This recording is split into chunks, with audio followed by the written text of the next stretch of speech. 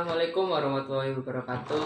Perkenalkan, nama saya Raffi Panjar Ramadhani dari Prodi Teknik Mesin kelas 1A NPM 6421-6018 Fakultas Teknik dan Ilmu Komputer Universitas Pancasakti Tegal. Di sini saya akan mereview buku yang berjudul Teknik Otomotif yang dikarang oleh Dr. Andes Daryanto, penerbit PT Bina Aksara Jakarta, tahun terbit 1985, yaitu cetakan pertama, tebal halaman 136 halaman. Dalam buku ini diuraikan sebagai subpokok bahasan sesuai dengan ruang lingkup pengetahuan yang sesuai. Untuk itu, penulis mengharapkan pengertian kepada para pembaca bila mana dalam pembicaraan subpokok bahasan tidak harus urut sesuai dengan buku-buku teknik mobil yang lain.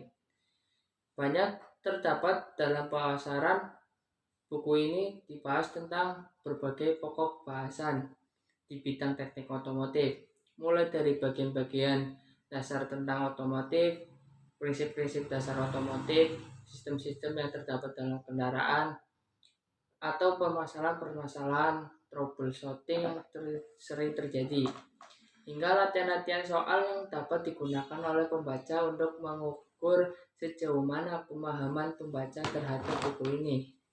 Setiap pokok bahasan dalam buku ini dijelaskan cukup rinci, meskipun tata bahasa yang digunakan belum disempurnakan. Tetapi pokok-pokok yang terdapat dalam penulisan buku ini semestinya masih bisa untuk dipahami dengan baik, khususnya bagi orang di bidang teknik otomotif. Kelebihan dari buku ini yaitu buku ini memuat secara rinci mulai dari dasar-dasar tentang teknik otomotif, prinsip kerja mesin otomotif, sistem-sistem yang terdapat dalam teknik otomotif. Bahkan juga terdapat pokok bahasan tentang troubleshooting atau gangguan pada kendaraan, sehingga pembaca baik dari kalangan pencinta otomotif maupun orang awam dapat meningkatkan pengetahuan mereka tentang teknik otomotif. Dalam buku ini juga terdapat latihan-latihan soal yang dapat digunakan oleh pembaca untuk mengukur sejauh mana pengetahuan dan pemahamannya tentang teknologi otomotif, terutama yang terdapat dalam buku ini. Dan kekurangan buku ini yaitu kosakata dan tata penulisan yang digunakan dalam buku ini menggunakan tatanan bahasa lama atau tidak sesuai dengan EYD dan kurang memudahkan untuk dipahami. Gambar-gambar yang terdapat dalam buku ini masih kurang jelas dan tidak disertai warna yang sesuai karena hanya hitam putih, sehingga kita sebagai pembaca tidak dapat memahami dengan baik, khususnya bagi pembaca yang baru belajar tentang teknik otomotif. Teknologi otomotif yang dibahas dalam buku ini hanyalah teknologi konvensional, sedangkan saat ini yang banyak digunakan adalah teknologi-teknologi yang sudah maju. Kesimpulan dari buku ini yaitu buku teknik otomotif ini dapat digunakan sebagai referensi untuk meningkatkan pengetahuan khususnya di bidang otomotif.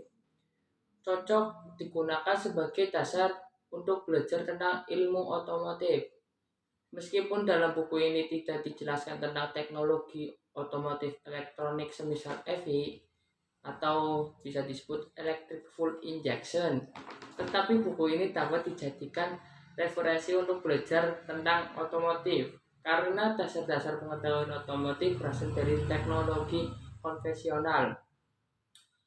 Ya, begitu saja review dari saya. Bila mana ada salah kata atau kurang lebihnya dimaafkan. Wassalamualaikum warahmatullahi wabarakatuh.